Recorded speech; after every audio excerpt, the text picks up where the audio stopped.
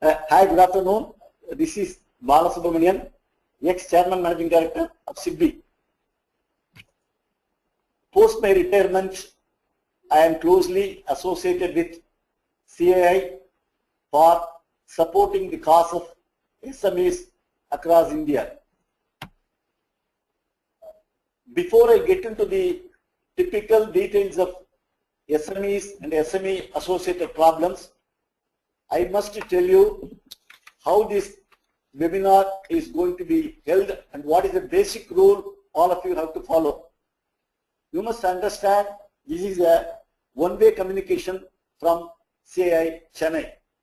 Therefore, as we go along, as I speak, there will be detailed presentation on the subject referred, and you will have to prepare your questions, type your questions, raise your doubts in a typed form and send it to us. All the questions raised by you will come to a questions box. Thereafter, once the presentation is over, we will open the question box and take questions one after another, giving the name of the person who has raised the question and what is the typical answer. Also, I must inform you that we have an office, set up an office in Chennai and Bombay to support the SME sector. The details you can take it from CII or you can take from me. Coming to the SME issue, as I told, maybe I told earlier, but probably you have not heard. Typically, SMEs have problems from the funding angle, whether it is debt or equity. As far as today's subject is concerned, that is not the focus area. The focus area is we are going to impress upon you that given the changing economic scenario across globe, whether it is Europe or USA, the competition is going to increase substantially. Till yesterday, maybe you must be facing competition from your neighbor, from the neighboring state or neighboring town. Now, what is going to happen is you are going to have competition from across border, maybe from China, maybe from Europe, maybe from USA. It is because India is a very productive market. Therefore, people would like to compete. And if they can produce a quality product at a good price, therefore, they will be able to survive and grow. Obviously, you will have to prepare yourself from the global competition angle and prepare yourself and take it forward. With this small introduction, I will leave it to Mr. Keshav Kantamani. He is a young engineer, studied his MBA from Great Flex School from Chennai. Thereafter, he went to Kellogg's. He has done schooling there in USA. He has got experience as an investment banker. He has got connections through his partners. Through his partners in 25 countries. They have tied up in 25 countries for M&A type of activities. You will be able to help you with the technology. You will be able to identify companies for your growth. You will also be able to fund, arrange money. That is most important. From the point of view of arranging capital in the form of capital or debt, he will be able to help you to do that. With this introduction, I now request Keshav to take the table. Thank you very much. Have a nice evening. It's gone. Hold on, please. Keshav is joining.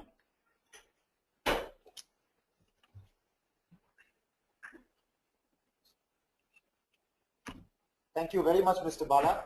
Good afternoon, everybody. And first of all, I want to thank CII Southern Region for giving me the opportunity to be here and to promote the forum in any way possible.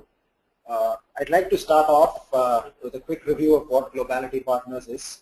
The term globality itself is a term that means it's a management term that comes out of talking about the end state of globalization, where you as a company, be it an SME, be it a large cap company, can compete with anyone from anywhere for everything. So this is a global term where you start talking about reaching global markets, competing with global firms for global products, global customer bases. We're a full-service financial advisory firm to help clients win the landscape of globality. We have a comprehensive set of products for corporations, individuals, high net worth families, as well as individuals there. Our services include investment banking, emerging market securities, private investor products, and investing and lending. We'll walk you through each of those towards the end if there are any questions. But now that the commercial is out of the way, let's get into the core of what we're here to talk about. Competing without boundaries, unconstrained commerce for SMEs.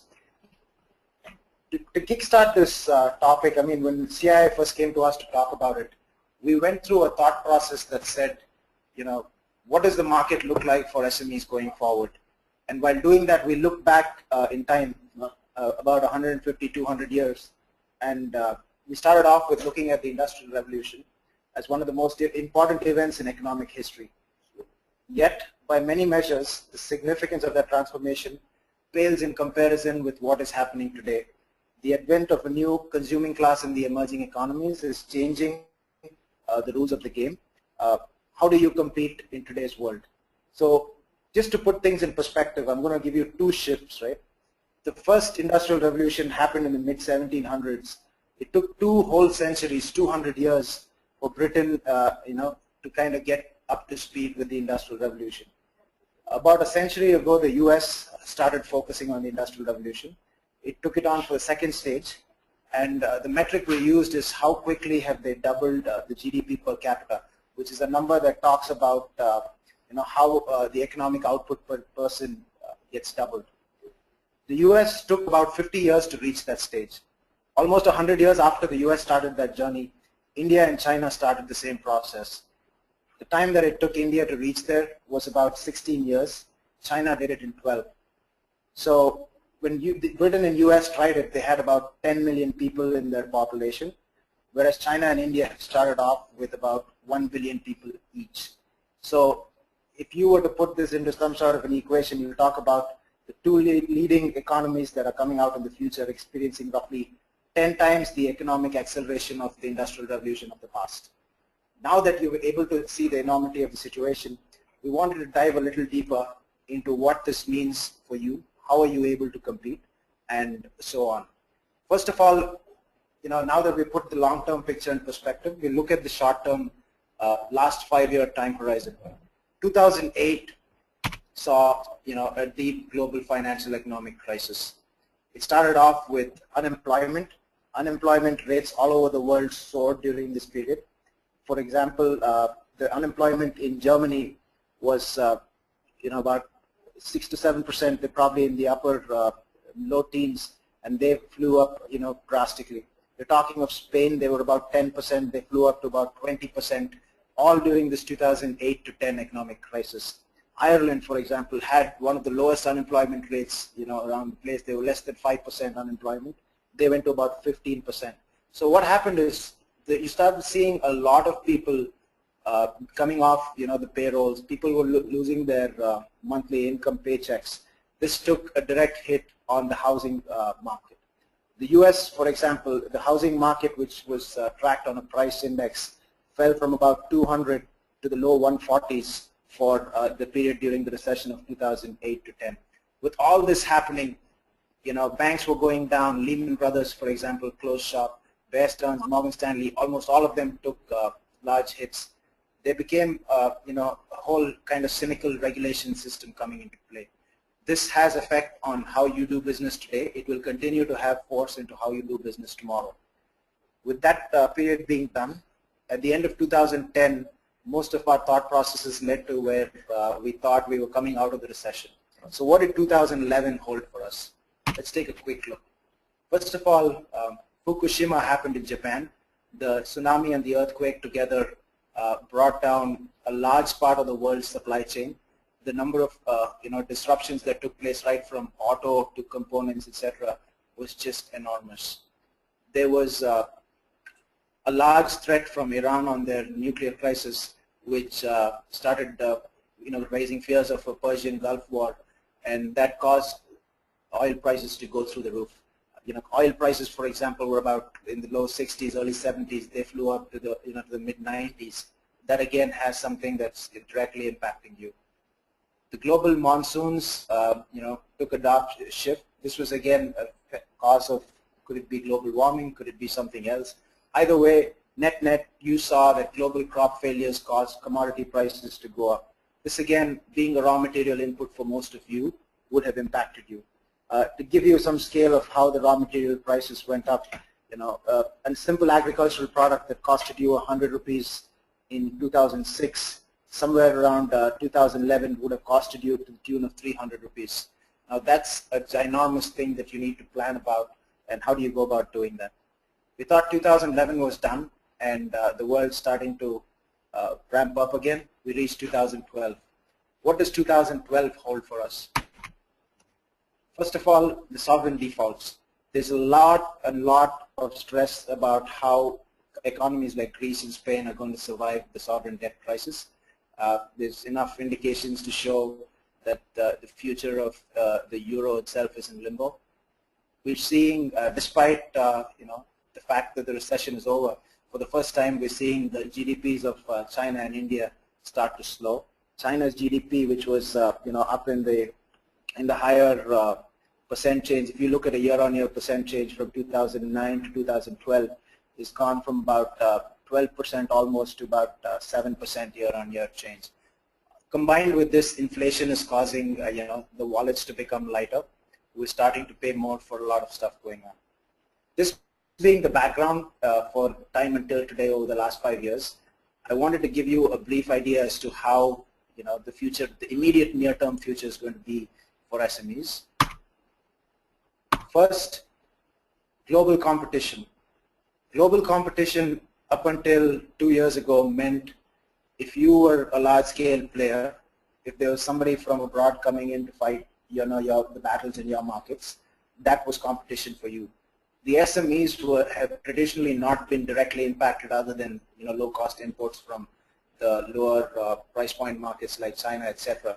But going forward, as global economies start to emerge and start looking at their long-term growth plans, they've started to notice that emerging economies are starting to produce a majority of their revenues. So the Fortune 500, etc., will be realigning their boundaries to look at how they can compete globally. This realignment will impact SMEs. There will be some sort of cross-border entries into your markets, either knowingly or unknowingly. The point is, it's something to keep track of. Second, customer spend. Most of our products, in some way or the other, end up in the hands of a customer. Now, as long as the customer was spending readily, we didn't feel the pinch because our direct buyers, our direct customers kept buying from us as the end customer was constantly paying. As customers start to ration out their expenses and start picking and choosing what they want to buy and what not, you will see a hit in terms of how that translates to your direct orders from your customers. Next, global political transitions. As governments change, we saw the stuff that was going on in Egypt, in Tunisia, in anywhere from Libya. All these things result in there've been a 30-year history of all these governments that have been in power, and most of business was conducted assuming that certain policies were going to remain in place. As these new governments start coming out, and start defining their policies and their roadmaps, that will cause an imbalance in the global supply chain, and that is something to be taken into account as well. The fate of the euro, as far away as it is from us, I cannot stress how close our economy is linked as as SMEs to the fate of any of the international currencies, because there's a large part of exports and export-driven revenues that we're having today. So it's important to keep track of where that's heading tomorrow.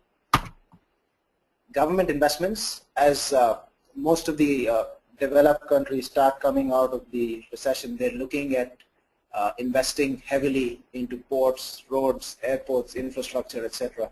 More specifically, the developing countries are now starting to ramp up on all their investments into core infrastructure. As this happens, you will notice that the amount of credit available in the system is being drawn more towards such investments in the long run, at least for the interim. Finally, there's an aging population in most of the developed countries. These aging populations tend to be a larger drain on the credit facilities. So that's something that you need to take into account as well. Now that we've seen most of the factors that affect the interim future, let's take a deeper look into how you can compete as an SME going forward. We've tried to break this down to keep it as simple as possible. Feel free to ask us any questions at the end and we'll give you a heads up in terms of how to go. But conceptually what we're saying is, in order to compete for the future, the absolute #1 rule for you will be to redefine your business model. Think global. Do not assume that your competition, like Mr. Bala said, is your neighbor from a neighboring city, a neighboring street, a neighboring state. Your competition could come from anywhere at any time. Start scanning the global landscape. Try to understand who your competition could be. Try, if not, partner with somebody, try to figure out who those competitors could be so you're able to tackle it well in advance. That's the core of what we're trying to say here. Redefine your business models to accurately scan the global environment for the appearance of competitors who are currently and have never in the past been a competitor on your landscape. #2, we're talking about remaining nimble and agile.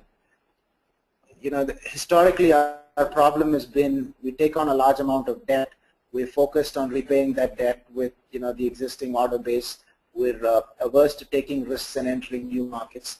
But as long as you remain nimble and agile, you're in a position to capitalize on new opportunities.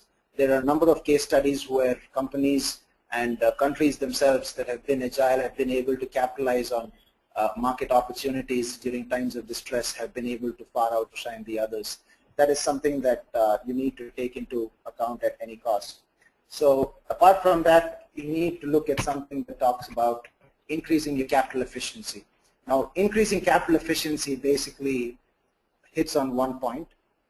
You as an entrepreneur cannot assume that capital is unlimited. Make the assumption, right or wrong, that the capital flow is going to be limited. Now, with that in mind, what can you do to make use of every single rupee that you already have access to? Squeeze it, be it capex, be it investments, be it cost cutting. The question is not about cost cutting alone. The question is how can you maximize the return on your invested capital? That's a metric that if you're not familiar with, I strongly recommend that you start tracking. Try to understand it a bit more in terms of the nuances of the metric. It's not just a number. It's something that should be tracked with severity across senior management in SMEs. Next, we're talking of identifying future sources of capital. There's been a current trend, it's historically been the way we've done business is to just walk up to the local bank, talk to them, you'd be able to draw out a line of credit, work it out, and you're all good until your repaying capacity gets hit. But we're talking of identifying future sources of capital. This needs to be done by you in tandem with firms that can help you do that, like us. We can discuss it if required. But the point is, future sources of capital are not necessarily today's sources of capital.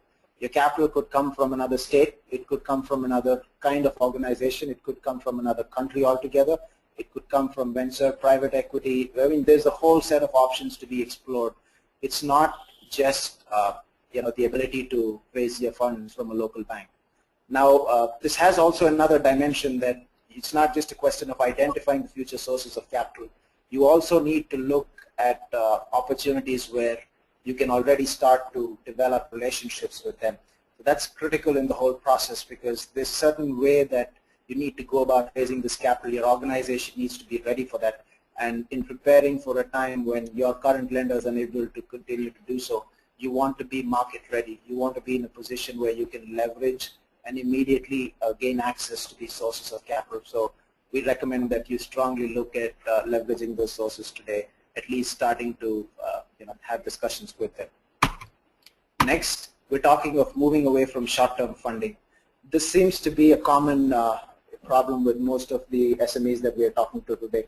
They seem to be so focused on short-term funding that long-term debt is not really considered an option. It's more short-term funds that kind of get into the day-to-day operations which drive most of your decision making. This is, I mean, at least on the global landscape, it's not the way business is being done. As long as you're able to walk away from short-term funding, focus on the long-term future, you should be in a better position. In India, I have come across in my experience, number of companies have got into difficulties because of, including mature companies, got into difficulties because they have depended on short-term funding. When your use is for long-term, there is no point in taking working capital money for short-term purposes, or take short-term money and manage your long-term needs. This is not going to happen. Therefore, one must be absolutely vigilant to use the short-term money for short-term purposes and not for any other purposes. There is also a big risk. The interest rate risk is also another risk you are carrying by taking short-term money. Keshav, to continue. Absolutely. Now, apart from short-term funding, the last point, but it's also critical that SMEs start to take notice of this as they start to grow and compete for the future, is to how you can leapfrog with technology. Every word in that sentence is completely relevant to you. Leapfrog means do not look at current sources of technology. You need to move ahead. So when the next wave of technology hits, for example, be it cloud, be it whatever it is that's relevant to you, don't fall into the pitfalls that many of your large brethren have done. Try to learn from the mistakes of the past generation. We're talking of moving ahead, being in a position to leverage technology to drive revenues, to reduce costs, to improve productivity, efficiency, utilize social networks, whatever it is that can get you going.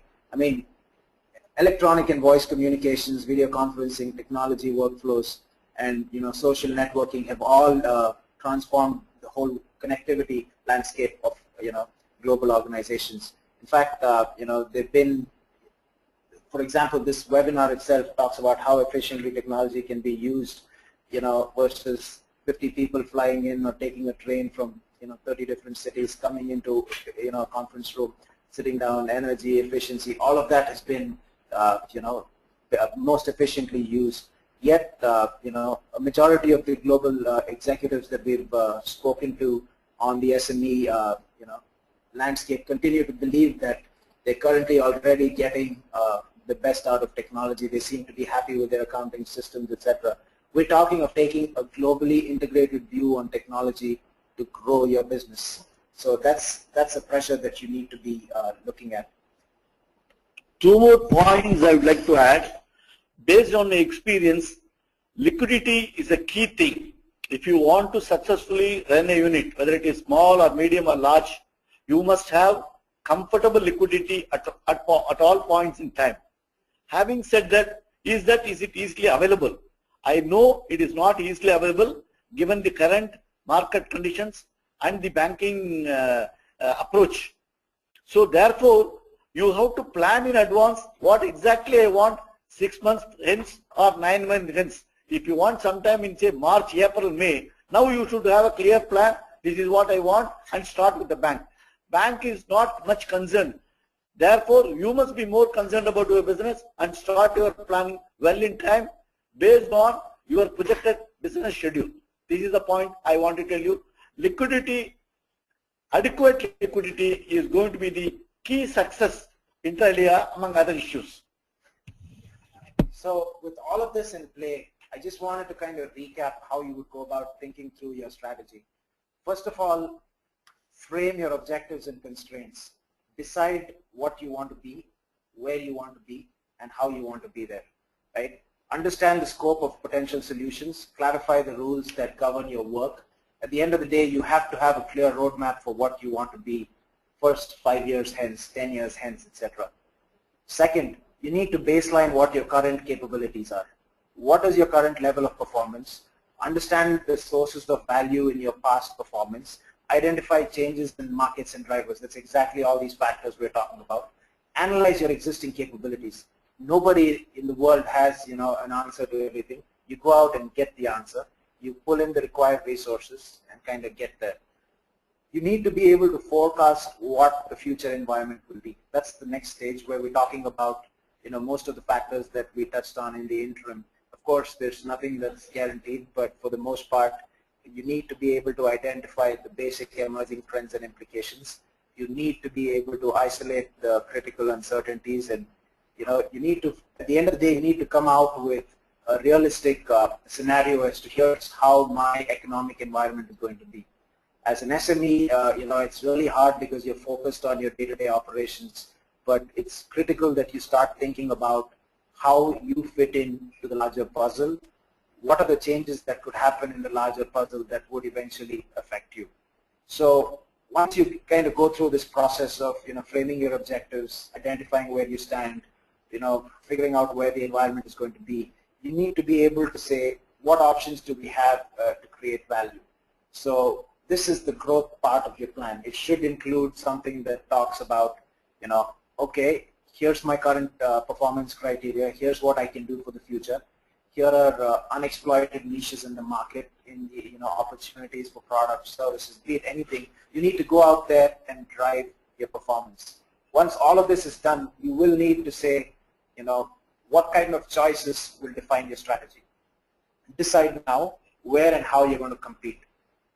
Determine what needs to be done. You need to pull together a package that you can go to market with and say, okay, I've thought through the process. I know exactly how the global landscape is looking like, at least to my perspective and to the best of my knowledge. You need to have a business model that works. It's nimble. You should be able to capitalize on opportunities and get rid of, on the contrary, opportunities that are actually dragging you down. And finally, you need to be in a position to say how you will deliver the changes required in the strategy. This is, this 5-step process that I just outlined should give you, some sort of a roadmap if you don't have one in terms of how to go about competing for the future. You will also, constantly need to recheck the strategy and see how this will evolve over time. You should have a plan. You should be able to track to the plan, see how far away you are, what's causing the deviance, etc. Net, as you start competing in this, increasingly globalized landscape, I think the core part of our presentation was to give you a heads up as to a variety of the factors that play, how you can, start to look at them and start conceiving them in your visions, in your points of view. And finally, you should be in a position to capitalize on any opportunities that you get to compete for the future. With this in mind, unless Mr. Bala has something to go straight. I wanted to talk about how we can help you. Yeah. And our organizations have worked closely together with SMEs, as Mr. Bala has said. His acquaintance with the SME industry goes back many, many years, if not decades. But there are 3 primary areas that we can help you with. Number 1 is mergers and acquisitions. What it means is if you're looking to buy either a company or an asset, be it in India or abroad, name the country, we'll be able to help you with that. We'll be able to give you an idea as to what you can expect, what it will cost, where you can find it, what your capabilities are with respect to figuring it out. But at the end of the day, we have exclusive execution partnerships in about 27 countries around the world. So we've got tie-ups with the lawyers, the chartered accountants, the tax guys, the people who can help you with transition, HR, culture, recruitment, anything that you're looking at. You need to be able to say, here's an opportunity in country X that I want to exploit, and here is how I'm going to do it. We can help you do that. We can also arrange financing. Like you said, liquidity has been the key crunch in most of the growth stories of successful SMEs. We are trying to talk about how we can help you arrange financing. This financing could come out as what you see in the second bubble called fundraising. There are 2 places where we can help you here. A is debt, and the second is equity. The debt part of the fundraising involves us working with, either be it a local bank, be it a bank across a national bank that's across the country, could be in another state, could be anywhere in the country, or it could be an international bank that could bring in funds in the form of ECBs or lending to a subsidiary that you're buying out in their local country. So it's critical that you be able to understand, first of all, what sources of funding are available to you, because in most of our discussions, people seem completely unaware of where to go about raising funds. We have that expertise. Please tap on us to reach out and do anything we can to help you raise funds. Apart from debt, there's also the equity piece of the pie that we're talking about, helping you bring in an equity partner, be it private equity. I mean, most of the private equity funds look at the larger scale SMEs, but that doesn't rule out the smaller scale funds that are willing to look into strategic investments into the medium and small size SMEs.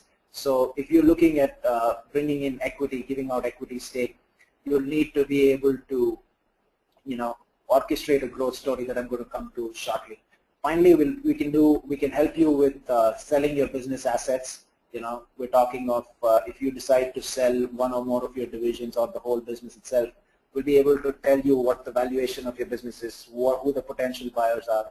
We have proprietary knowledge of both domestic and international buyers that are directly relevant to you.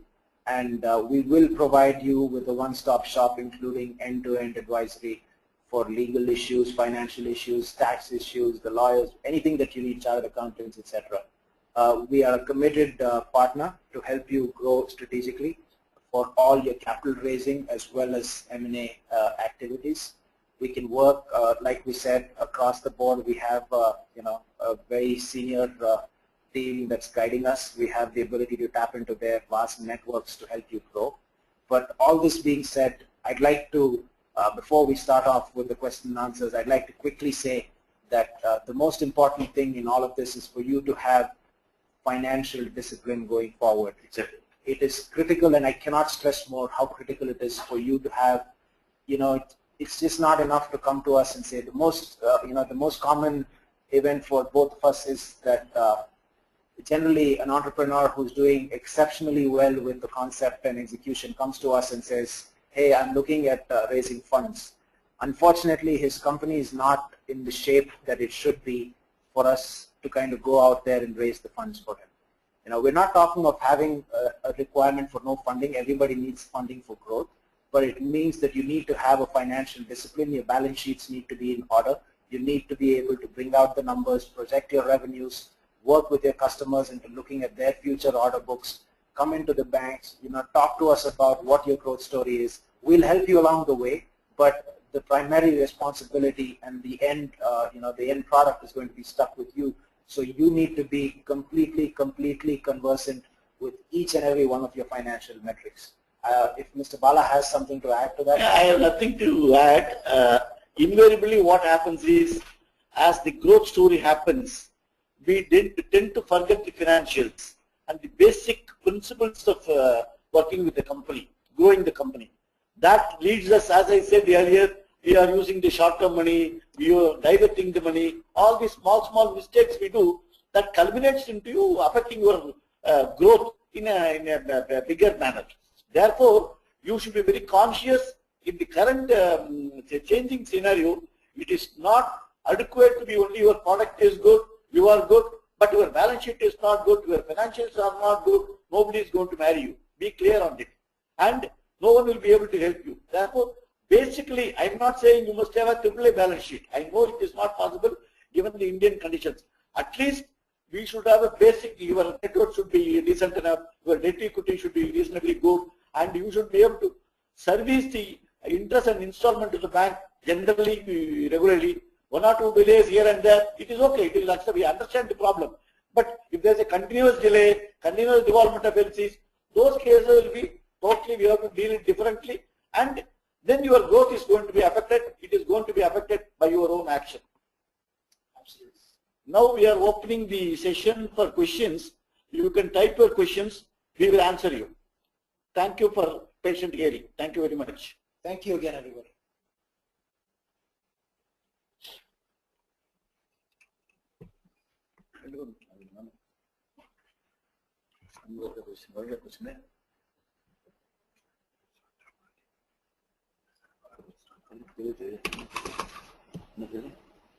What is the ideal funding period you are talking about? Talking on funding part, talking on funding part, there is still a big gap between the SME lenders, even organic norms, SME problem funding that, and they are getting such shortage of funds from this presentation so far. Do email me. There is a question from Mr. Varun Raj. He is asking, what is the ideal funding period? What is the ideal funding period you are talking about? Talking on funding part, there is still very big gap between the SME lenders, banks. Even at RBI norms for SME lending, SMEs have problem in getting funds from the bank, and they are ending up with shortage of funds. I fully agree with Mr. Varun Raj. I fully endorse. This is a view I have been echoing for last 10 years. Across India, I have been meeting people. This problem is a persistent problem. There is a two way of answering this question. Question is one, banks are generally shy when it comes to lending to SME unless they are a very well-rated company. If you are a AA company, AAA company, at least the A+ company, then banks are reasonably okay to fund you. Secondly, unfortunately, in spite of regulations, banks are looking for security. At all points of growth, it is not possible for any SME to go on providing security in the form of collateral security or other security. So this is another problem. See, then how do I come out of this problem? The problem is clear to all of us that there is a difficulty in funding, there is shortage of funding, there is no second opinion about it. The problem is, can I keep my financials good? Can I improve my image of my company reasonably well? Can I be regular to the bank in terms of servicing my interest and installment? Fundamental, I am not asking you to do anything great. You service your interest and installments. Sir, I have already started how you are telling very simply. You will have, this is exactly I told you some time back. If you need money, let us say in next April or May, you have to plan 6 months or 9 months in advance, because banks are not able to understand, are not going to give prominence to your problem. Banks have got their own priorities and banks have got their own regulations. It will not be possible for us to change the rules of the bank or change the mind of every bank manager or higher authority. Therefore, as an entrepreneur, if you want to genuinely grow, you have to do planning. You have to take the help of professionals, go through your financials and be prepared. This is all the basic requirement. You know, there is a basic requirement of a bank. Someone is joining army, he must have basic requirement. His height must be so much, his weight so much is so much. Same way, when you want finance from banks, you have to have basic parameters in order, then it will be possible for you to get, and it is going to be a time-consuming process. Be clear, it is not going to happen. Even the best of companies, it's not going to happen. But as long as you are able to service interest, service installments regularly, and meet your banking commitments, generally you will get support from the banking system. But I agree with the question of Mr. Varun Raj. What is the next question?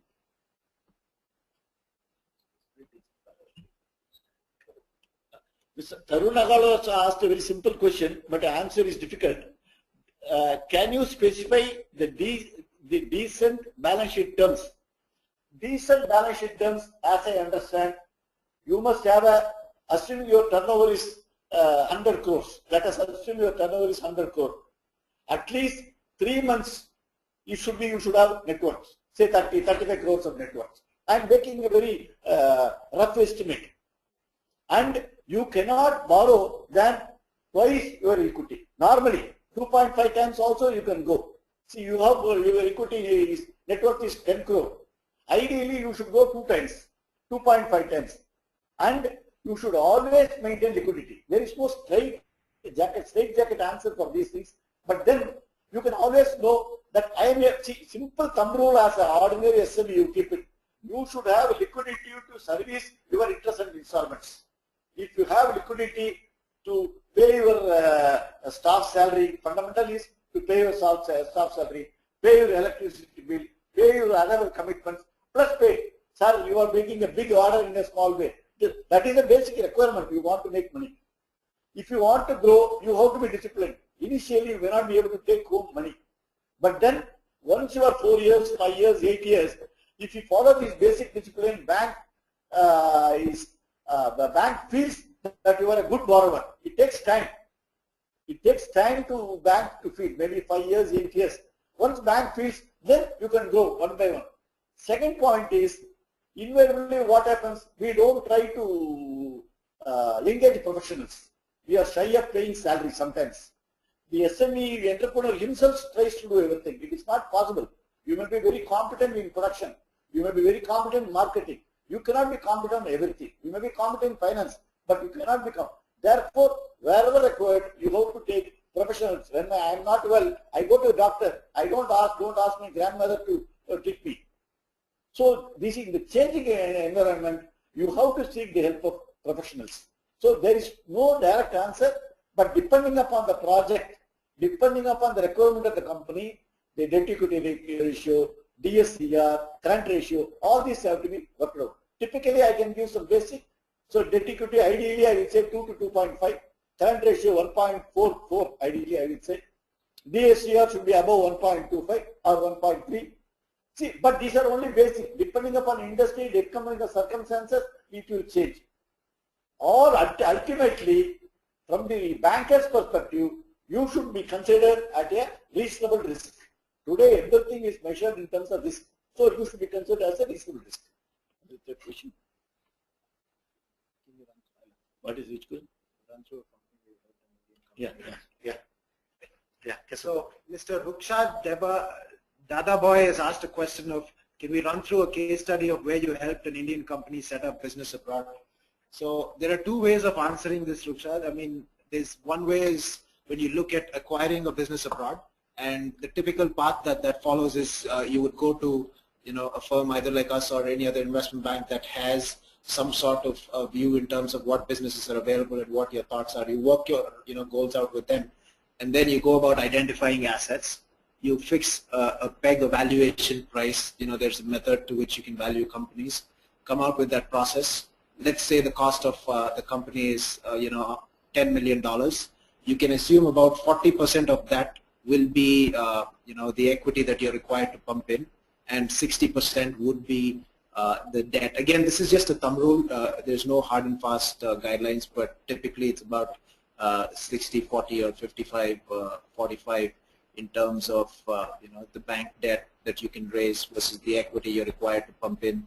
Usually what you see is for businesses that have higher margins and better growth prospects, the banks are willing to lend more when they're a little more comfortable with the industry.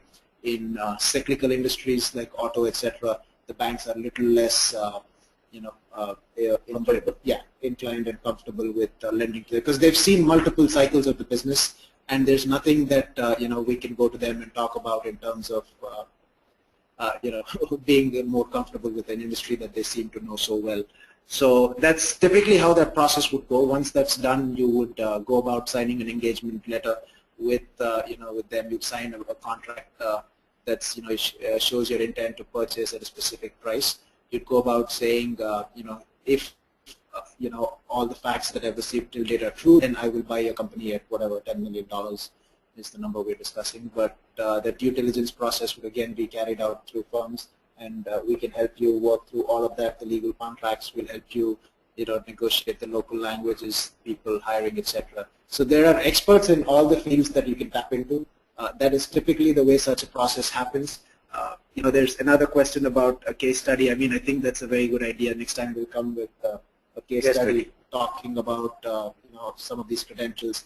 Most of the names will have to be on a masked basis because there's a lot of client confidence involved. But again, that's a great question, and we'll make sure to remember the case study the next time around. What's the next question? Is there a comment? It's good. Hold on, please. I'm seeing the question. Which MSc will move? I think which SMEs will move to prospective LMEs? This organization like that ensure that activities. Mr. Pratim Ghosh has raised a question: which SMEs will move to LMEs? How does an organization like that ensure that the growth is sustainable? The answer is simple but difficult to implement. The answer is, you must be clear as a SME that what is that I want to achieve in a period of 5 years, maybe maximum in a period of 10 years. You must have very clear. Secondly, I think the product you are going to sell. What is the level of competition? and what is the current pricing I am running? Is the competition, if the competition is changing, how is that I am going to adapt myself and fit into the change situation? This is the second thing. I am talking broadly about the competition. Third point, as a banker, I consider the most important. As I told you earlier, liquidity is the cash is king. People say, no, cash is king. In any time, you must have liquidity. You must plan your liquidity, plan your liquidity, plan your liquidity. That is the secret of success. Thirdly, don't do short-term mistakes. Invariably, what happens, at least about Indian entrepreneurs I can talk because I have the experience. We have short-term bent of mind in terms of I have working capital, suddenly as for machinery I have to buy, I use my working capital or try to put up a building. See, use the money for wrong purposes. I'm not even saying diverting money for wrong out of the business of the business. But within the business, you can use the money for, you can use the resources for purposes which is not going to be immediately generate income to you. Therefore, you must use your money very sensibly and practically, then only you will be able to sustain growth. Fourth point, this is another problem I have come across. There is no planning. What happens is, we believe as an entrepreneur, whatever product I am manufacturing or whatever I am doing is perfect. I need not modify. It is only the whole world has to modify. And without planning, I simply go ahead working my way. On the way, I get stuck up. I will tell you one company in Chennai. They have professionals, one of the leading companies have joined and started a company. And they were doing well for 15 years, not 1 year, 2 years. But as they were growing, they become complacent. When they become complacent, they started doing work for A, B, C, D, E, who are really not the risk they should take.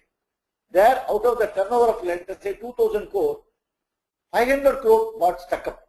The debtors are not coming. Now they are in a liquidity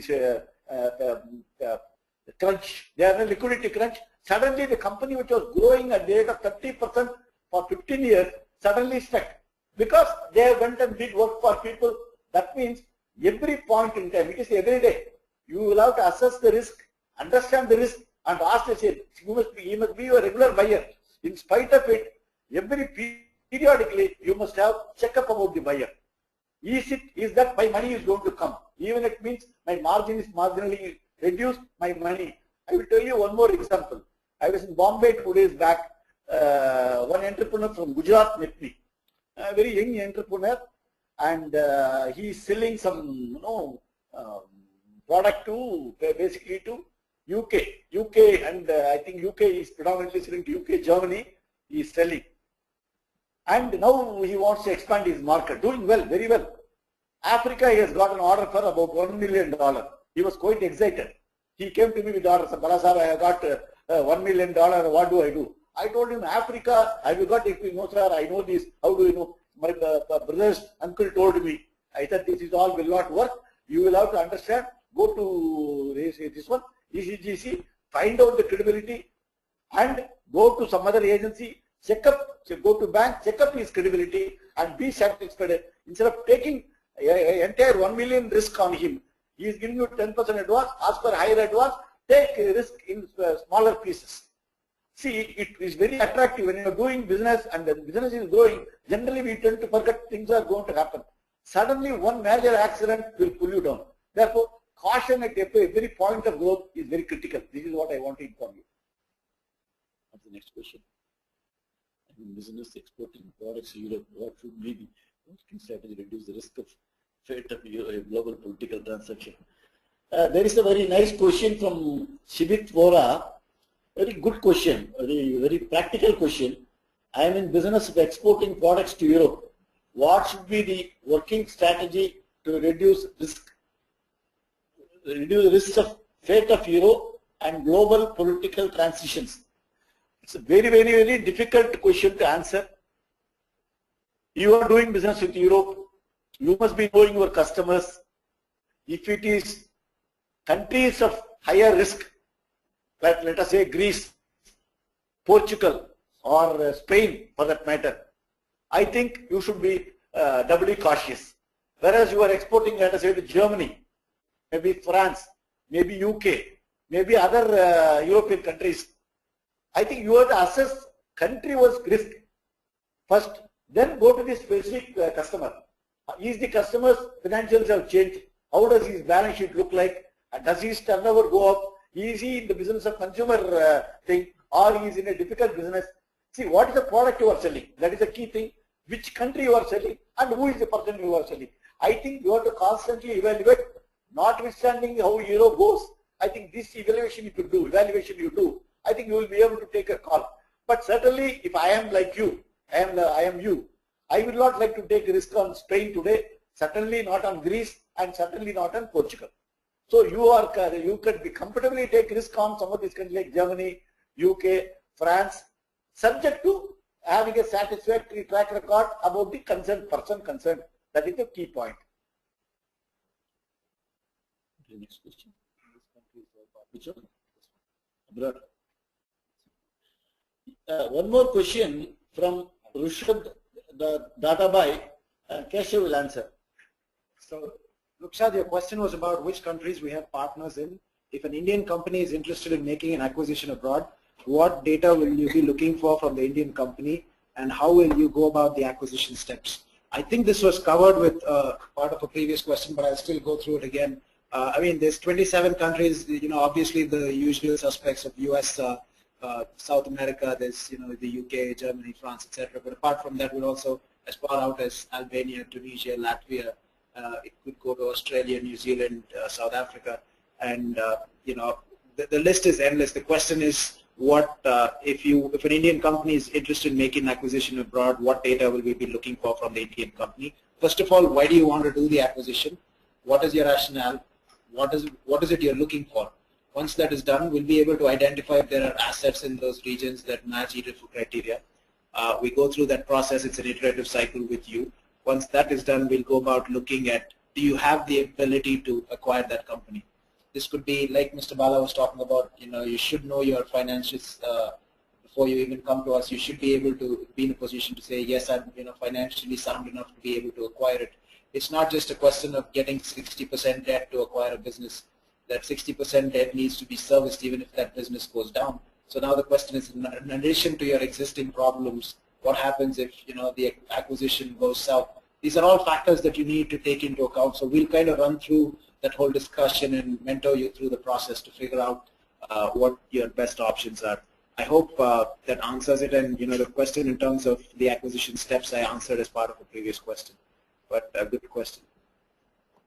So the next question is from Mr. Bharat Mehta. How would you advise an SME to compete nationally or globally, particularly when higher cost of production arises out of lower scale of production? How would you advise an SME to compete nationally or globally, particularly when higher cost of production arises out of lower scale of production? I don't have an answer. You say you are not getting pass mark. How will I get promoted to the next class? I don't think you will not get promoted, because you say it's higher cost and lower production. How will you survive? Obviously, either you have to cut the cost or increase scale of production. I think that's the simplest answer for a question like this. See, I say, sir, I will get to 29 mark. I must go to the next class. I don't think anybody you will not be able to survive.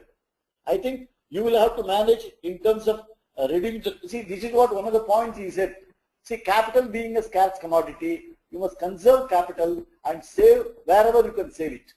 Whether it is in the form of wages, whether it is in the form of improving the productivity, improving the quality, and how do I ensure that my cost of production of the commodity or the product is absolutely in tune or better than my competitor.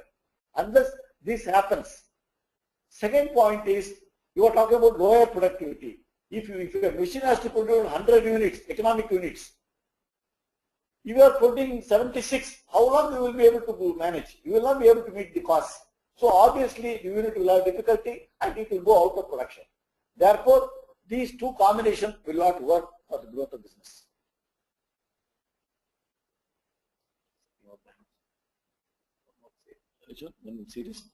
So one more question from Mr. Pramod Sethi. One serious impediment for a SME is when the growth takes place and funds are required for large term loans. The banks insist on collateral.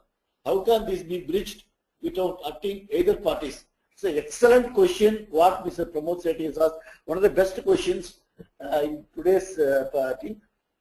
This is a common problem faced by all growing entrepreneurs.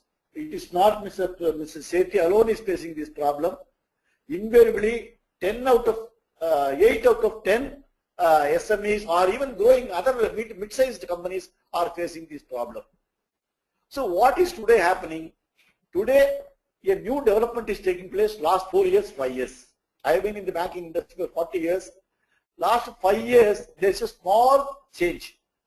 The bankers have started understanding every business or every enterprise from this perspective. When it comes to risk perspective, few factors are taken into account. One, the management factor. Is it a good management? Two, is it a good product? I make it very simple. I don't want to make it complicated. One is the management. Is competent people are there? Honest people are there? Second, is it the product is a good product? What is the current state of the company overall? I'm not talking about finance. And what is the prospects of growth? Four, what is the current financials of the company? Future financials of the company. Is the company adequately capitalized? Is the company's liquidity reasonably satisfactory? Is the company's plan in terms of growth, in terms of acquiring, you want longer pension, you are going to have a project for a long-term project for machinery or maybe for some other fixed assets you want to invest your money. Is that going to create adequate return for him? Ultimately, in terms of analysis, he will see how is the DSCR, how is the debt equity. These are not very complicated, but you have to work for a period of time and plan and take it forward. And at one stroke, you will not be able to grow unless you have adequate capital. Capital being a very scarce commodity. It will not be possible to grow in one shot. I am running today having a turnover of 100 crore. I cannot take the turnover to 1,000 crore. In fact, yesterday I was in Bangalore. Give me some water. Sorry, I'm just taking water.